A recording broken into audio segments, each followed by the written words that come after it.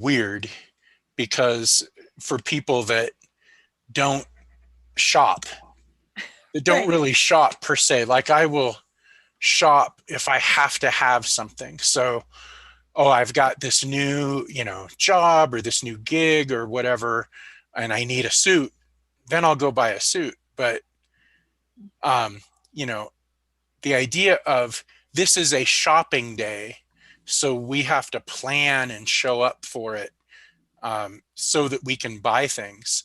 Um, it's just that's so weird. And I was saying the only other person that it would be weirder to than me, it seems like, is Yana. Right, right. Yeah. Yeah. I'm like, Black Friday, like people are like, boycott Black Friday. And I'm like, okay, check. Black Friday, what is that does that commemorate some sort of uprising? Perhaps during the Irish Rebellion or something like that. I mean, oh no, it's a sale day. Okay. Right, right. Yeah. I don't get it. So, go ahead. Well, and I was gonna say, and I get why people like if you're on a super tight budget and you're like mentally bought into like the everybody in my family needs some big gift from me to show my love on Christmas morning, and like it's 30% off everything. Like I get why people get pulled into it. But like, can we just not do that? Everybody needs a ginormous present from me in order to be convinced that I love them. I've never had to deal with that because I'm the book buyer. Right. Among my family and friends, I am the book buyer. Uh, I buy you the book I think you should read for Christmas. That's my Every Christmas gift to year. you. Yeah. And so that's what, and then as a parent though, definitely fell into the, have to get some sort of semblance of the thing that the kids are getting. Mhm, But mhm, mhm. that was for, I don't know, for whatever reason, I think because my kids are just blissfully forgiving and blissfully perspectival, I think that was never like a trauma inducing kind of thing, like a reasonable facsimile, or of all of the options, the most reasonable option was always okay. So it was never, Mhm. but I could definitely, that's something I can recall too. But anyway, I was just thinking about that, knowing kind of that we were going to talk a little bit about class and capitalism and Mhm. holiday shopping in the context of class and capitalism. And I think that's a great topic, Veronica. If that was a topic you chose for this, this kind of time, I think I can't imagine uh, a better thing to talk about. Yeah, I think, thank you, because I had an idea what your perspectives might be. I didn't think that you guys had your list and you were checking it twice on what you were going to get on Friday. I didn't imagine that to be, wasn't on the retreat agenda. So I figured it wasn't going to be happening. However, Yana touched on a topic that I think is really, really important. And this idea of still a place of privilege to judge people who do take advantage of Black Friday sales, calling from somebody who's taken advantage of Black Friday sales. And the idea of it's still a place of privilege to be able to say the idea that minimalism comes from a place of privilege, right? Like the idea to be able to not buy into the mainstream culture comes from a place of privilege because it's still, I think, recognizing those dynamics. And so that's why I wanted to talk about all of this. Yes, please. You got it. Yeah. And then also kind of like the origins are just, as much as we want to, we can always see where the conversation goes. But yeah, just all of there's so many different directions again that we could go. And so, yeah, I just kind of wanted to get everybody's perspective. I'm going to go ahead and check in though, really quickly. And then we can like kind of do check-ins and then go back to the topic. Right. And so, Yeah, I'm excited to talk more. I'm feeling good. I had a nice long bubble bath last night, or not bubble bath, sorry. It was a sea salt soak bath. It was great. Anyway, I am looking forward to retreat.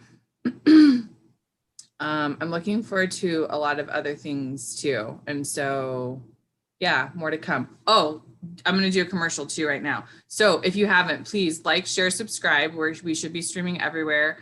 Also, please support patreon.com/solidarity house, please. If you want more of this and you appreciate, or you have any other feedback too, we'd love to hear from you. And so please, yeah, let us know. Also mini commercials, since I'm wearing it, and sometimes we do our apparel commercials. So, and I'm trying, so this one's probably my favorite design that I've designed. And it says, I just look like the oppressor, which I kind of stole from a friend who had a shirt that said, I just look illegal, which I really like. So I just look like the oppressor, Black Lives Matter. So this is my hoodie today in my purple, and you can go get it. I don't know if it's a Black Friday sale. Again, this is where it gets weird, right? Like this is, as an entrepreneur, this is also a very difficult, interesting, weird time. If you're an anti-capitalist entrepreneur, but it's so awkward. And so I think that for me too, that's part of like, I have such conflicted feelings. My son's birthday is December 22nd, Christmas, Xmas, Christmas is one of the first ways that I saw. So yeah, I'm excited to talk about this. Just have to rebrand it as Black Lives Matter Friday. Black Lives Matter Friday.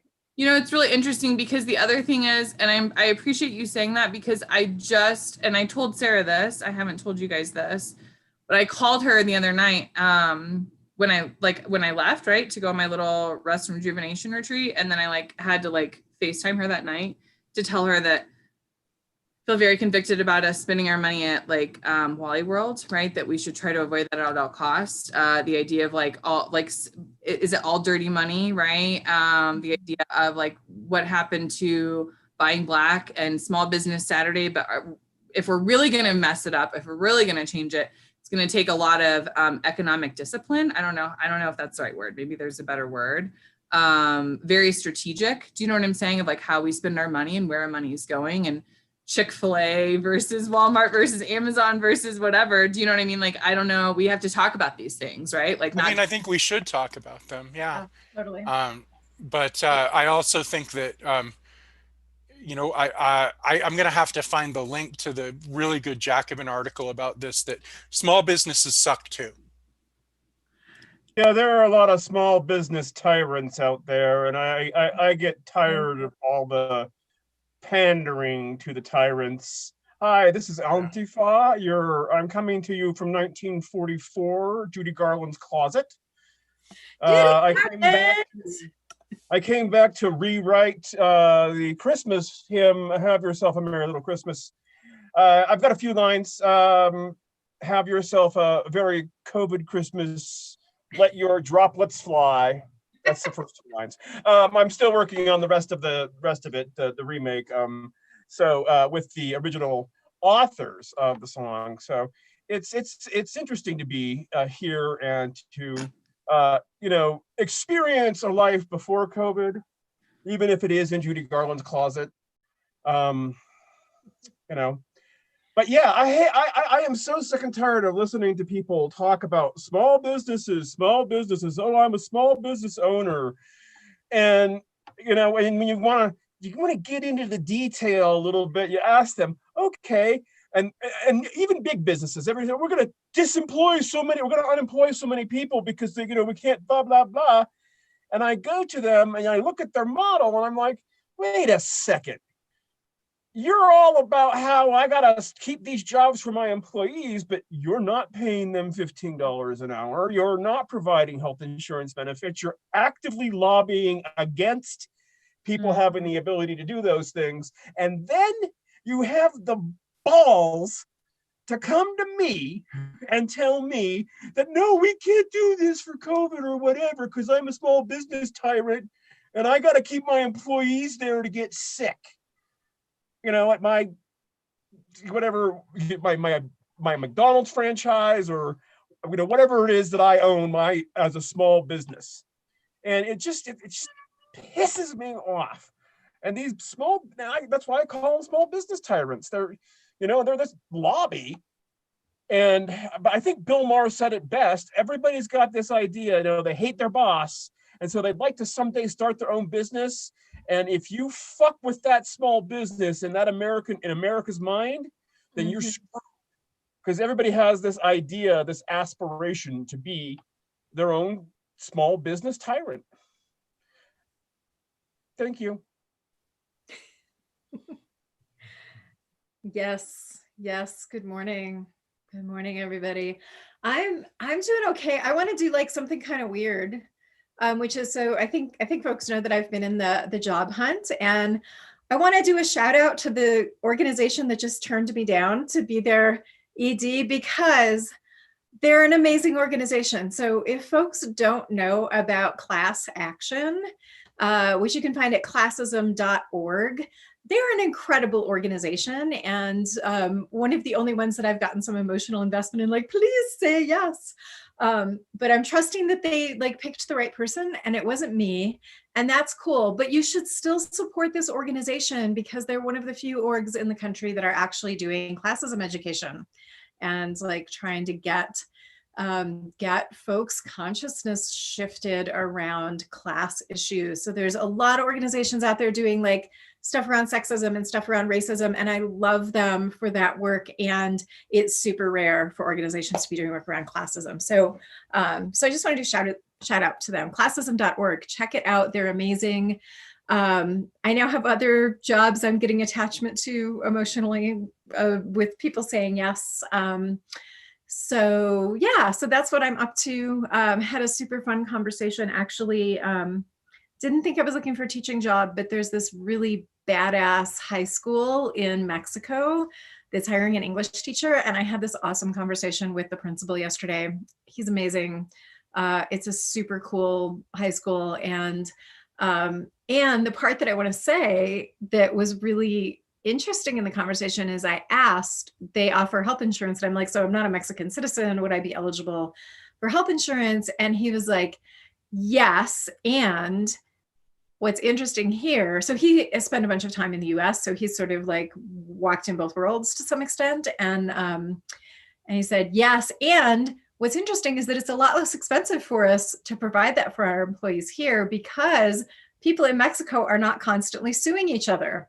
So go American culture, yet another piece of why our healthcare is so fucking expensive here, is that we love suing people in the US. And it's not that there's not a place for a good lawsuit. I love all the lawyers who have shown up and kept environmental regulations in place during the Trump administration, and are suing to get kids out of cages and doing all of those things. And we're also a little addicted to lawsuits in this country. And so that was pretty interesting, talking to him. So I'm up to my eyeballs in that. Also had a fascinating debrief conversation on Tuesday night with the Wyoming State Democratic Party, that a bunch of the federal candidates got together with the state party on Tuesday night and had a really interesting debrief session. I could talk extensively about that. It's not the topic of the day, but it was just interesting to hear from different people what they thought went wrong in Wyoming politics this year, and versus what I thought went wrong, which were some of the same stuff and some of not the same stuff. I just want to say, please feel free to share as much as you would like to share. As your, I think all those are whatever's on your heart. This is your right. Well, I mean, I think the biggest thing for me is, and it's not only in Wyoming, and the state party actually did a pretty good job of not doing this, but that was not true of all the candidates and all the county parties. This whole vote blue no matter who, it is the worst messaging in the fucking universe. It's the only people that appeals to are the people who you don't need to tell to do that. Progressives, socialists, leftists are going to be fuck you. Like, what have you done for me lately or ever? And like, certainly not in the last decade. And you're like, vote blue no matter. And then we have like jackasses like our sheriff, who is now no longer our sheriff because he resigned 6 weeks early. He's a Democrat. He has a D next to his name. So vote blue no matter who includes Resigned in order to let the white supremacists. He resigned in order to let the far right county commissioners choose the next sheriff who they think, who he thinks will be, his little underling. And that because the county commission is going to be Democratic starting in January. So he deliberately sabotaged that. And so, yeah, sometimes blue doesn't really mean anything, except that you lack oxygen. Right. Exactly. It's like, I'm sort of not a Republican, sort of. And like Joe Biden is basically like Republican light. Like, so this whole vote blue no matter who. So I took them to task the other night about vote blue no matter who. And it was interesting because like there were some other people on the call that were like, yeah, it's terrible messaging. Because the other thing is like, like Wyoming is a red state. We went stronger for Donald Trump this time than we did last time, percentage wise, and, vote count wise. And it's like, tell me any Republican is going to like switch over with that messaging. You know what I mean? Like it's literally like the worst messaging in the fucking universe. And I got a lot of shit when I was running because I wouldn't endorse Joe Biden and I wouldn't get on the vote blue no matter who bandwagon. And I got a lot of shit from like Republicans in the state or from Democrats in the state. Like the Republicans were fine with it, actually. So that was part of my feedback. And the other thing was that there's this like really horrible conundrum that I think mainstream politics gets us into a lot, which is that they started down the road of this conversation about like, how do we get the Jackson money to continue to support the Democratic Party? And I like listened to this conversation for about 10 minutes. And then I was finally like, so they're a tiny number of voters in actuality. Yes, what are we doing to organize working class and poor people and actually meet their needs? Where like political organizing is not just about fill in our bubble once every 2 or 4 years. It should actually be about like, can the Democratic Party in the state actually get involved with like organizing all the time in ways that actually meet people's real needs? Like, I think that's actually where we go wrong. And they were like, well, who's doing that in the state? And I was able to like name off a bunch of people who are like actually doing really good organizing in the state. But the Democratic Party has been like kind of standoffish about that. And I'm like, that's where I think we're going wrong, is that we're not actually doing stuff that meets people's needs. And so like we go begging every 2 to 4 years for them to vote for us. And we get people like Dave O'Malley and Joe Biden in office that we get shoved, like pushed into like voting for them. And it's like, they do not have our interests at heart. They are not good people from a working class perspective. And so that was my 2 rants. And there was also a lot of stuff said that I did agree with, and that, was actually like pretty impressed with like hearing Maraf Ben David, who was the one who beat me in the primary for the Democratic nomination. Like her campaign actually did some really kick-ass stuff with like lots of phone calls and lots of texts and lots of connecting with people, and did amazing volunteer organization. And so there was some other stuff that I'm like, yeah, I didn't do that stuff. And like, that's part of why I lost. And so there was like some good stuff too that was said, but like, those were the 2 things that I think are like relevant to like our listenership that I was kind of like, I think we're missing the boat again. So anyway, that's my rants about the Can I ask a follow-up question to that? Number one, I appreciate the whole like calling out. Is it classism.org? Is that the name of that organization? Yes. Yeah. Class Action. Yeah, Class Action is their name, but classism.org is the website. If you Google Class Action, you get a whole bunch of stuff about lawsuits. That's what yeah. That was when you first said that, I was like, hold on. Okay. You said classism.org, right? I got that. Okay. Yes. That all makes sense. Yeah, classism.org. Yeah. I appreciate the beauty and the vulnerability and the transparency, all of it, of just saying like, they said no and I love them so much. And I just want to tell everybody to support them. And this is amazing work. Amazing. Totally love So them. sweet. Yeah, and I got to know more, like a bunch of their people during the interview process because they were super thorough with it. And I'm like, I just love all of them, actually. Like all of the people I met in that organization are like stellar, amazing human beings. So love. So sweet. The other thing is I appreciate the idea of I always say, you know, speaking truth to power, it's relative. Power is, you know, it's based on your perception, but clearly like saying those sorts of things to those sorts of people, I appreciate you speaking your truth, right? And bringing things up. And it's nice when somebody sort of like echoes or says like, yeah, I agree with that. But I'm curious kind of what the overall reception or what the feedback was during the meeting or after the meeting, or if there has been any kind of like Yeah. Does that make sense? Yeah. And as I say, I think that meeting, the meeting on Tuesday night was with folks that I feel like did better with at least the Vote Blue No Matter Who stuff. I mean, I got crap from Marav about like not endorsing. So not everybody on the call was like people who I feel like did well with that. But like I say, that was more at the candidate level than it was at the state party level. And so, you know, I think the reception was pretty good to it. And there definitely was the like, well, tell us who we should be organizing with. And I included DSA in that. And I said, and I know there's a bunch of people that are going to like, we're not touching this with the 10-foot pole. And I think that's a mistake, you know, for the Democratic Party to be like, so like, DSA is a little too much because like DSA is really not that radical. Actually. What was the reaction to I mean, you know, clearly these are people who know that there is a DSA presence in Wyoming, and they know that an open socialist got almost 5,000 votes in the primary running as a socialist. So what was there any reaction at all to DSA, or was there just sort of silence? I mean, I said it in the midst of a list of things that I said. And so like, we didn't really go into specifics about any of the organizations that I mentioned. Yeah, so I don't know that I have like this was the response to the DSA thing.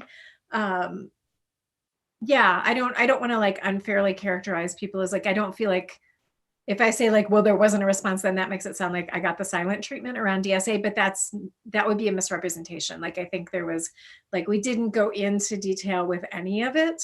I do feel like one of my roles with the Democratic Party in the last year and a half in Wyoming, though, has been like, I say the thing and then I'm not sure where it's going with the thing. And, you know, and those almost 5,000 votes were very validating that like some of the stuff that I was saying were really resonating with people, particularly because I feel like we had, you know, another good candidates for that particular office. And the 5,000 of those folks said, I want the more radical option of the two women who are climate folks and all that kind of stuff. And so that was good. But yeah, I didn't really get a specific read on what people were doing with the DSA piece. Cool. Yeah. I'm going to go get more coffee. Well, I'm going to talk about Black Friday. Yeah, let's talk about Black Friday.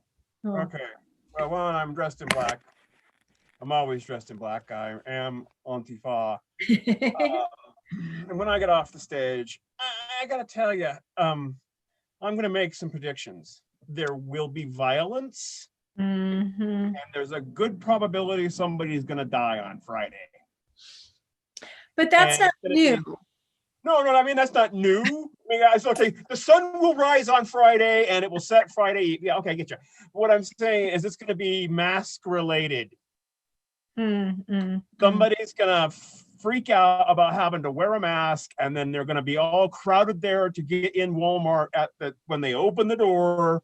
And the behavior that people are just too damn stupid to get it. They're going to have that herd mentality. I got to get that $25 whatever, you know. And I'm making that prediction. There's going to be mask-related violence and possibly a death on Friday because Americans are dumb. And I'm just going to also point out, if you're going home for Thanksgiving, you really must dislike your family because, I think that's the ultimate sign. Hi, I'm going to go, if I live 500 miles away, I'm going to transit my ass 500 miles to see you, interact with how many ever strangers, I don't know, touch the gas pump, okay, forget to sanitize once and have yourself a Merry COVID Christmas because you're going to be in the ICU. All right. It's like, that's what I'm thinking. So if you're going to see your family, why? Yeah. It's like, hi, Mom. Let me breathe on you. And I just, there are going to be a lot of dead people come Christmas time that wouldn't have been dead otherwise if they just stayed home. You don't go shopping on Black Friday, Cyber Monday. I just want, Antifa, you bring up a great point. Number one, safest prediction of the year, right? Like, that's why I was like, oh my God, I didn't even think about this. Of course, there's going to be people that are going to die. It could be mask. It could be, the thing is, like, tensions are so high. And I totally forgot that people already died during we're already used to Black Friday deaths. We're so fucking desensitized to death. Like, at this point, COVID deaths, and I'm like, oh my fucking God, I didn't even think about this, right? And like, race tension, the racial pandemics, the mental health pandemics, like all of the pandemics are running high. I wasn't even thinking in this episode, to be clear, when you started talking, I was like, wait, they're still doing people are still doing physical Black Friday? You're kidding? Oh, yeah. Oh my fucking God, I didn't even think about it. What? Yeah. Walmart's not going to No. It is. It's like death by capitalism in like so many different ways this year. It's like the healthcare crisis, the racial violence crisis, the anti-maskers, and now we have Black Friday, just to like put a really fine point on death by capitalism. Let's do Black Friday. Like, Antifa started talking and my head just went like, oh no, I didn't. Of course, there's going to be people dying. There's already people. Black Friday is already a death. I was thinking that it would all be like cyber. I'm so fucking naive sometimes. I'm oblivious. And then I'm like, oh no, of course, capitalism. We can't live without Black Friday. We can't. We have to do it in person. This is real. I'm going to stop talking and you guys can run the rest of the show. I'm like, literally, like, everything just was like, this is Idiocracy. This is like the horror version of Idiocracy, the non-funny version. Like, we're still doing it. Anyway. The non-funny version, yeah. I got my law degree at Home Depot. So, and but I look at this and I got mine at Fleet and Farm. Oh, good. Yeah, but I mean, I got mine at the flea market. It's a thing. It's an artificial. I couldn't afford one. Still, I couldn't. At the flea market. What makes you think I could? This isn't a thing. It's totally artificially created, just by corporations. I want to talk about consumerism, though. Because go ahead, please. Yeah. Consumerism. So I want to talk about the United States and I want to talk about Venezuela. And so in the United States, in order to keep the capitalist machine functioning, we many times could have had a more sustainable and cooperative economic system, even within a capitalist or a market framework of some kind. We've chosen not to, because in order to avoid the falling rate of profit and in order to keep all of these entities functioning, we have had to create situations of sort of artificial liquidity through promoting credit cards and credit card debt and all of these different things. And in order to drive that, we have had to, create products that people could buy along with some planned obsolescence, so that people have to keep buying the same things year after year. Yeah, it's my my conversation about consumerism is so hot that we have to take off our shirts to really in order to keep from passing out, because it's such a hot topic.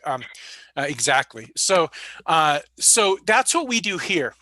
But so I don't want to go too deep down this rabbit hole, but one of the things that has been a problem with Venezuelan socialism, and with the model, the sort of dominant model that Venezuelan leaders have tried to do, is that it is too consumerist. And so I learned this when researching all of the different Venezuelan crises, economic crises, and that is that they have sort of, the idea is that they've used the petrodollar, they've used all of the money that they're making from their big oil to fund their economy and to fund a public service sector and all of these different things.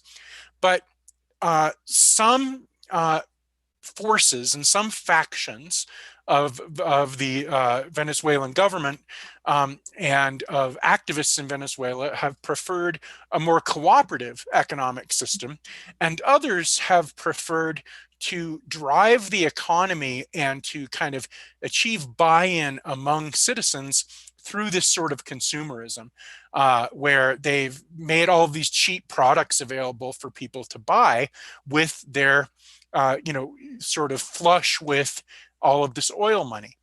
Mm-hmm. And so it's almost like this competing system. And it's one of the things that I've learned about a lot of countries that have tried more socialist models, that none of them are monoliths, right? So there are different factions there. So if you look at Cuba, you've had a Stalinist faction of Cuba, you've had a more democratic faction of Cuba, and you've had different economic choices among these different factions. And the same thing has happened with Venezuela.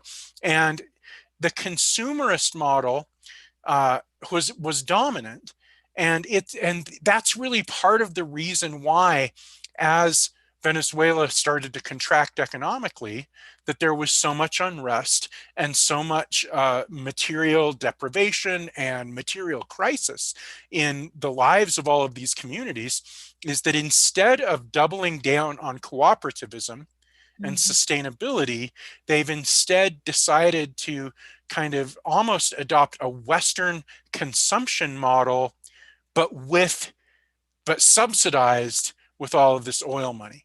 And so to me, it comes back to the idea that if we want to avoiding consumerism and avoiding high consumption as an economic ethos also means turning towards more cooperative models of economics. And it's not to say that like people can't have stuff, but it's more about how those production decisions are made and who's making those production decisions, and how things are being distributed. Do we do it in a cooperative, democratized way, or do we do it in a way that basically just replicates that high production, high consumption kind of model, and of selling and buying basically a bunch of useless stuff. So I think that those are, that's another way to look at this, is that consumption is not just a capitalist phenomenon. It's a material choice that people make that can be avoided by taking more sustainable and cooperative economic paths.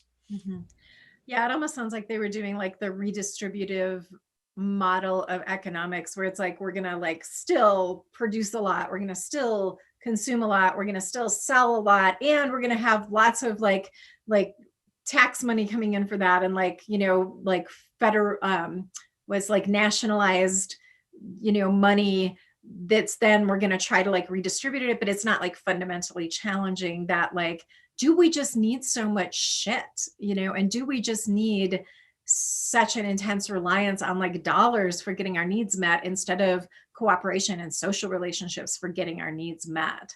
So is that like a fair summary, Matt? Or am I missing something? I mean, I only know this from just talking to a couple of people and reading a lot, and I think that is a fair summary. And I want to say too that, my criticism of, some of the economic choices that the Venezuelan government has made should not be interpreted as a justification for U.S. Imperialist aggression towards Venezuela.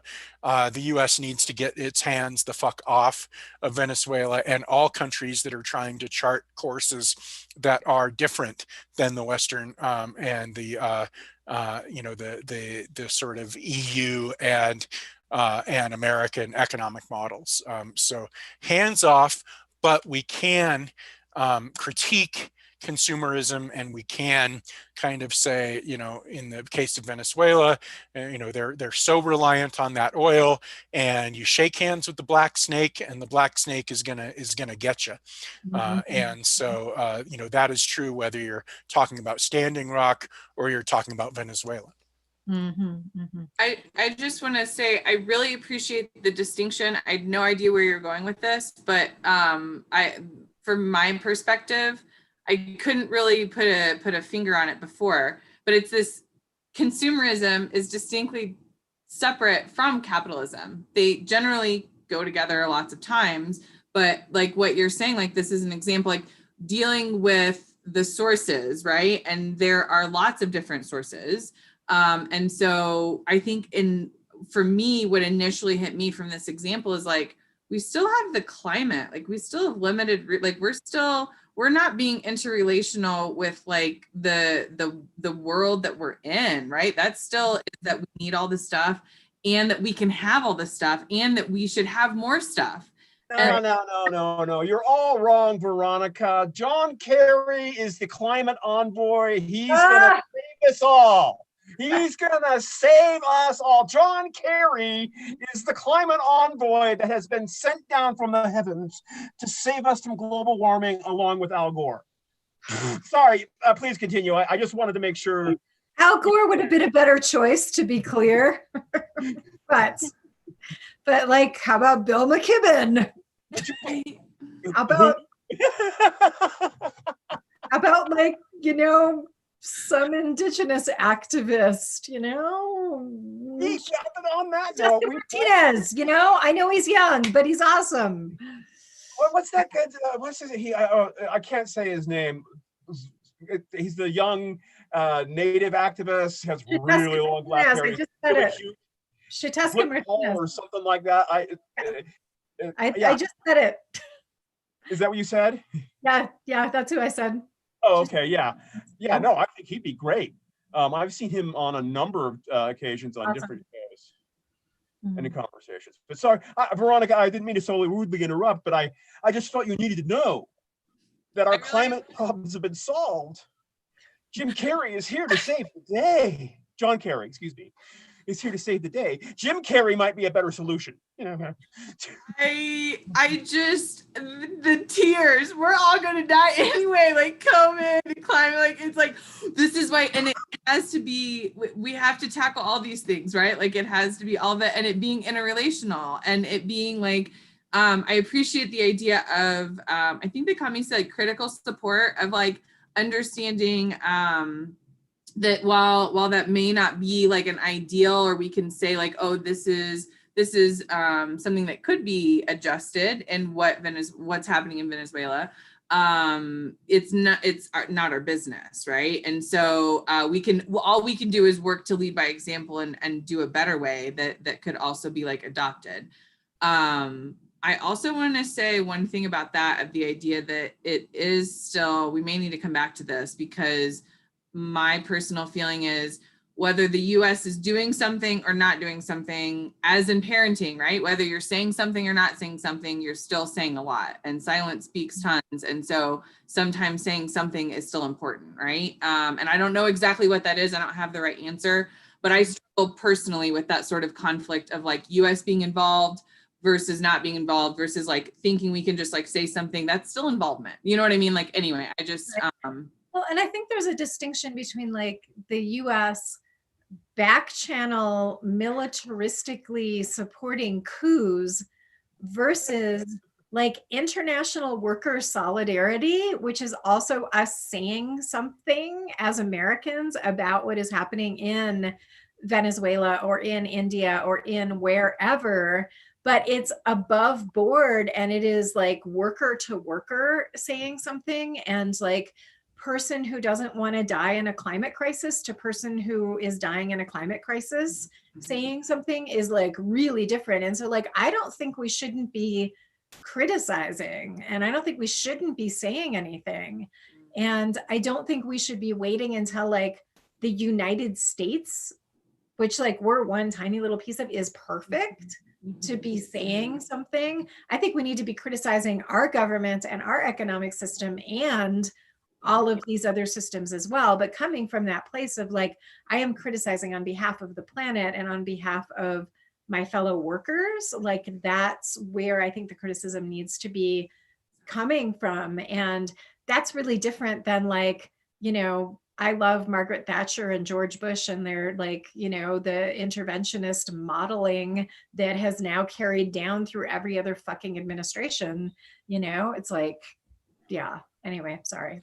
Sorry. Okay. Yeah. I'm sorry. We can get back to Black Friday. It just all we may have to come back Well, to. there is a link between consumerism and the climate. So let us not Mhm. think that that's not the case. I mean, Really. the rare earth elements that are in a lot of the electronics that we are also degrading the climate, and it involves human slavery. So, it, Mhm.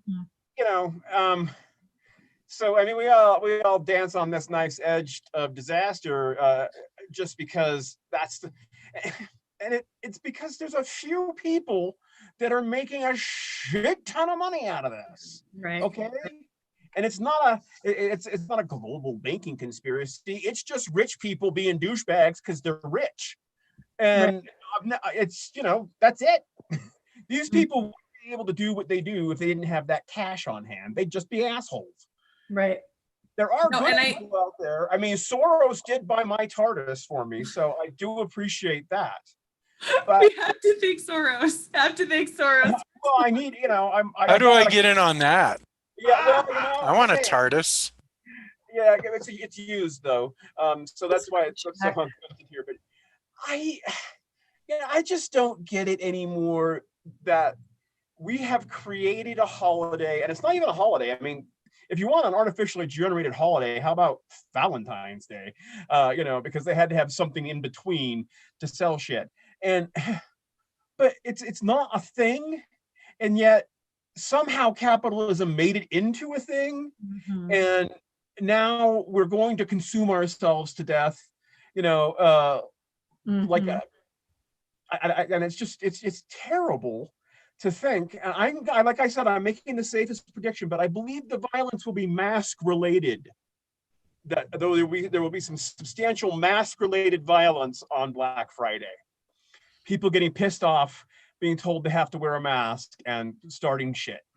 Mhm. Well, Not just violence, mask violence. I think the other thing is, and this might be old news. It probably is really old news. I forgot it. Do you guys know? Does anybody know off the top of their heads why it's called Black? Why we call it Black Friday? I don't. Well, Black Friday was originally the day with the market crashed in 29, wasn't it? It was a Friday. And then it also got used once again during the first Bush administration about a market crash as well. And then now it signifies a sale. I don't know, but I mean, because that's, am I wrong? I'm pretty sure Black Friday was the original when the market crashed that started the the Great Depression, supposedly. Okay. It's gross. It's grosser than that. At least what Wikipedia says. So it's pretty generic, but also pretty like not fringy, right? It's so they call it Black Friday. Oh God, it makes me sick to even say it. Like seriously, my stomach hurts. So it's basically if you make a lot of money, it's when you go from red to black. Like when your business, it's where you go from like Oh. And so literally, if you think about it, if you don't have good sales for the last part of the year, and so the idea that retail, like this is what small businesses to big Yeah, businesses. that retail is this way of making consumers responsible for keeping the economy functioning and having people get their needs met.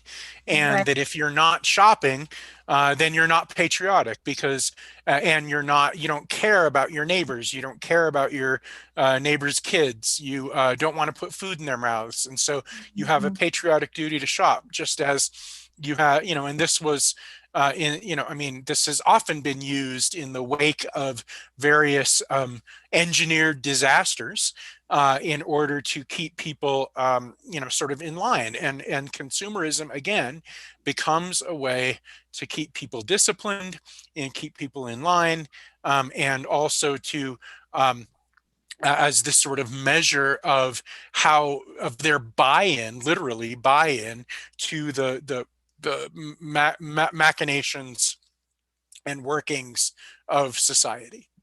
Well, and so what's also interesting to me about that is like, so if Black Friday is the day that is supposed to happen for small businesses, and I'm not going to go into like the terrorizing small business, but like, does that mean that like most small businesses don't break even until the last 5 weeks of the year? In which case, like it's just all about massive corporations then. Like that's the embedded message in all of that, like ugh. Well, and the profit margins in retail are often slim. Why am I talking about profit margins? Fuck that.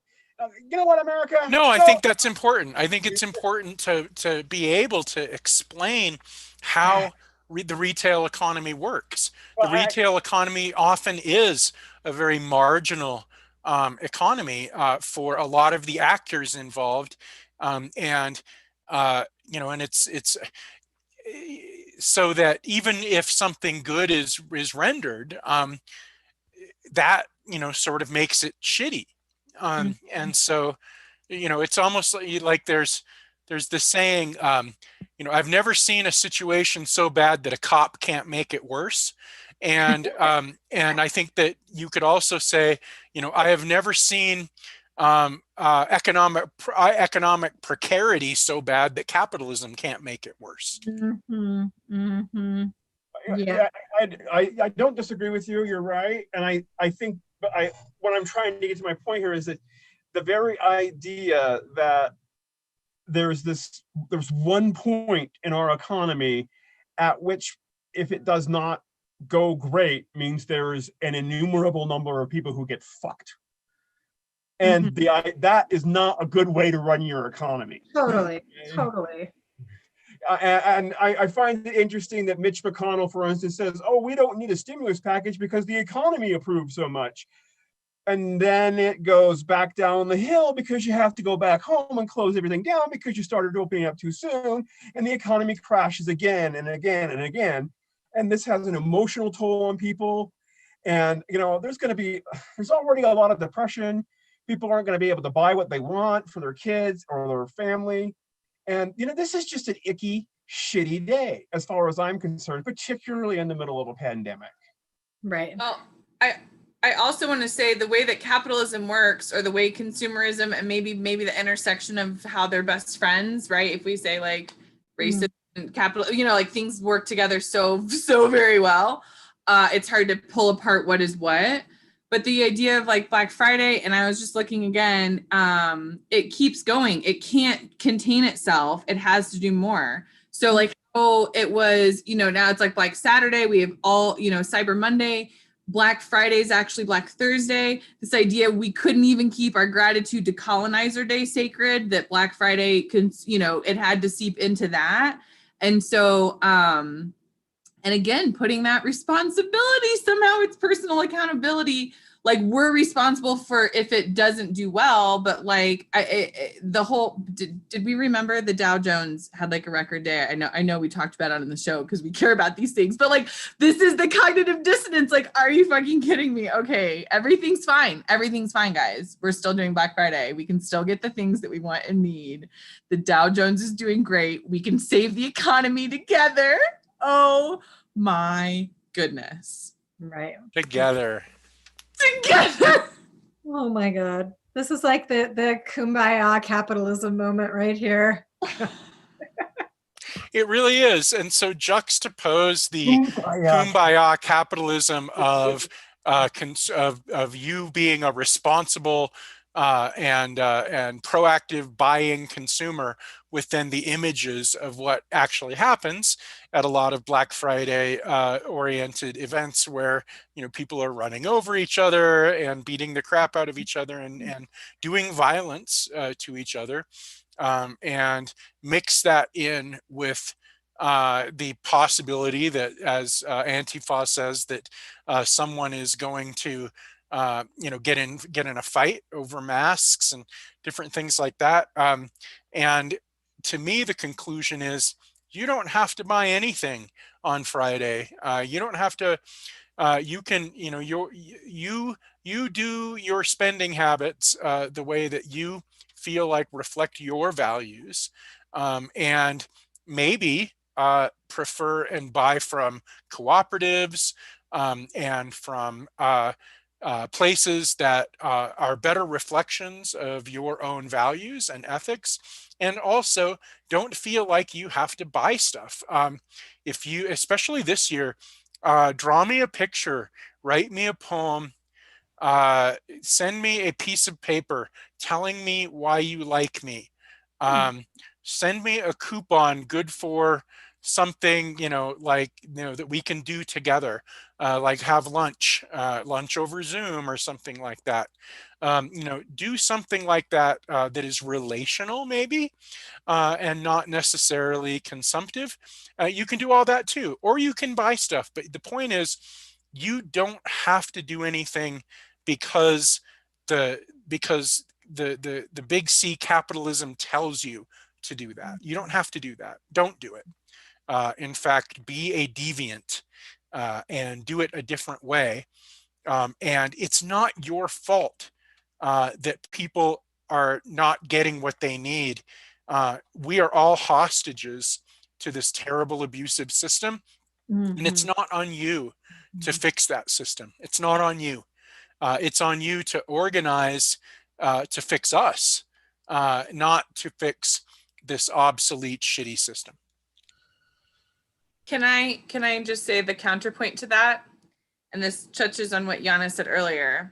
Also, I don't want to shame anybody who is waiting to spend their money on Black Friday because you're poor and it gets you the maximum bang for your buck and you have things on your list that you absolutely need and you want to support your best friend who does have a small business and is doing good work, or you like want to support, the best people doing the best work or things like that. Don't feel guilty, right? It's okay. Like this, we're still, we're holding the systems accountable, not the people, right? And this idea of like, in the PS5, the idea of like poor people, if you're poor, you shouldn't be spending your money that way. Like, don't blame poor people. Oh, like, no. No blame. Exactly. I didn't feel that from you. I just wanted to say like, that was my like extension, the counterpoint, right? Of like how we say like, don't feel like you have to buy anything, and then also don't feel guilty if you do and you want to go and that's your time to do it, and it's the best deals of the year because this is our system at the moment. Take advantage of it too. So yeah, don't shoot anybody. Don't trample anybody. Like, leave the shooting and trampling out of it. Sorry, and to be clear, I only condone online purchases. I actually am not condoning anybody going into in-person stuff. If you can please not do that, that'd be really great, because I don't want that would be nice. I don't want anyone else, right? Yeah, because you don't want to get shot or trampled either. Right, I don't want to get COVID, and also I bet you Baby Yoda is going to be the locus of some of the conflict. the Baby Yoda toy. I don't know if you've seen The Mandalorian, but that Baby Yoda is beyond freaking adorable. And so I think the toy is there. That is going to be like the Cabbage Patch Kids of the Yeah. 2020s. I mean, So if you have kids, you know that every year it's a different thing. Yeah. And the way that those decisions are made, the way that that marketing works and everything is just so nefarious. And I feel like the people that are making those decisions, the people in the boardrooms that are making those decisions are really some of the shittiest human beings, the most cynical, shittiest, soul crushing dust dust of the soul kind of human beings that you could possibly imagine. And they are the ones who want you to feel guilty if you can't buy that for your kids. Exactly. And that's shitty. These are terrible people.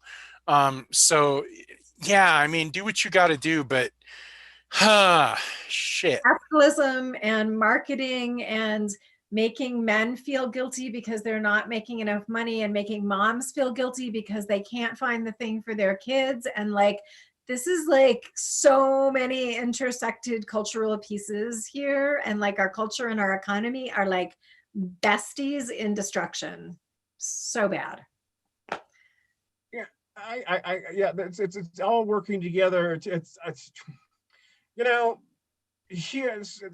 capitalism is like a human centipede. That's the only thing I can say. That's just the way I feel about it. And you know, the only part that's any good is the front part, and that's still gross. So you know, that's what capitalism is to me. That's what it really forces people to do, and it's horrible and it's disgusting. But it's, you know, that's why we work here at Solidarity House. And if you like us, you can go to patreon.com/Solidarity House and help us fund a new revolution, a way of thinking that gets people to understand you don't have to take out your brother in order to survive. Yeah. Okay? Cain, you don't dial it back a notch. No God is demanding that you sacrifice anything. Just, can we please not be dicks to one another? And that would be a great Christmas present or a great solstice present. You know, just to make a resolution to not be a dick the rest of the year. Give that as a gift. But capitalism, it just, I always thought that it was supposed to be the engine that would support the socialist revolution, but I think now it's gotten to the point where it's overpowered and out of control. You know, you don't need a Hemi on a go-kart.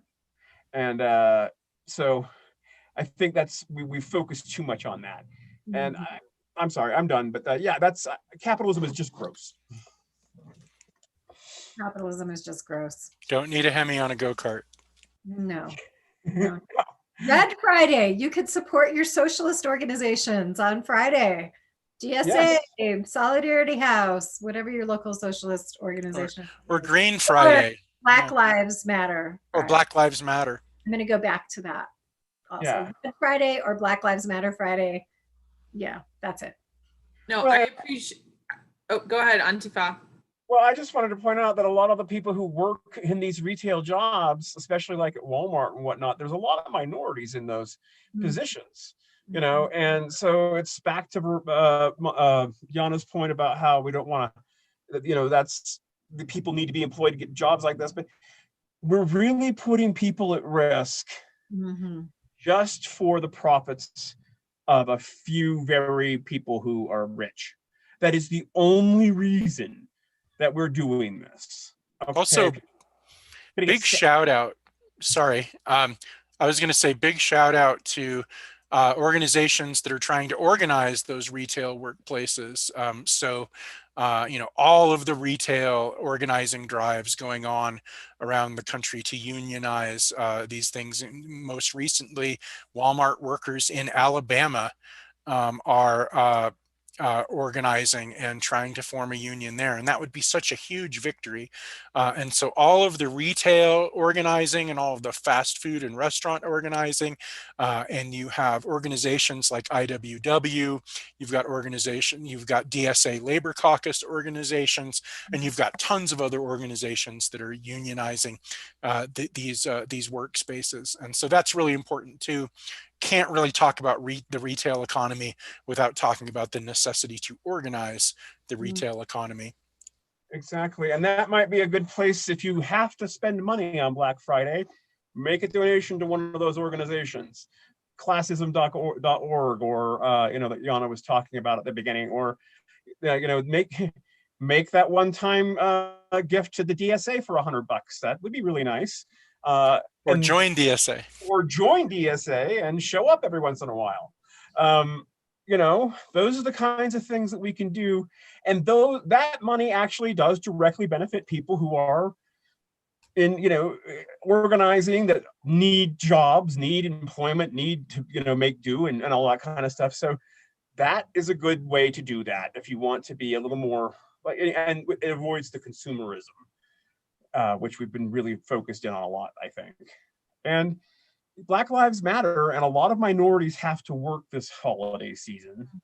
Mm-hmm. And the plexiglass shield isn't enough, and it's just, and you're in there all day or 8 hours a day, and it's got to be terrifying. And I don't know how I would have PTSD, COVID PTSD, if I had to work at a department store. It's going to be a whole thing. It is a whole thing, and it's going to be a whole thing for years. People recovering mental health wise from this. Yeah, I'm going to put that on the list, because I've been thinking about that actually kind of a lot lately, about kind of the trauma for adults, but for children, and how that's going to be. It's going to be. We have no idea. We're in the middle of it, but it's yeah, for sure. And interestingly enough, I read an article the other day how COVID is beginning to show up in children's play. Now, when they're playing doctor, you get your examination, it's like, oh, it's not good, you have COVID. Oh. Yeah, they're putting masks on their baby dolls, and it's showing up, and it's a healthy thing to deal with that. That's how children process it, is through play, and it's healthy but that's how big it is. I mean, my good friend is a specialist in play therapy, and once somebody just asked her, one of her clients was asked to describe what she does. It's like, oh, she mostly just tells us what we're doing as they're playing. But yeah, there's a great deal of trauma, and it's showing up in children's play already. Yeah. Sorry, Veronica. No, I put it on the list for later, because OMGZs, like OMGZs. Yeah. Thank you, everyone. Yeah. Thanks everybody for having this deep conversation. If for all of our watchers, subscribers, supporters, thank you. Like, share, subscribe, patreon.com/Solidarity House. And yeah, we really appreciate it. And we TBD on tomorrow. We still were talking. I think we're doing it tomorrow, right? We're going live. We're doing a little bit of a Mark's Giving cheer tomorrow morning for folks. Whether you're celebrating or not celebrating or anti-celebrating or whatever it is you want to, however it is you want to orient this and every holiday, we'll be here for you. So yay. Okay, cool. I'm excited, because we were like still out. So yeah, we'll see you guys tomorrow morning.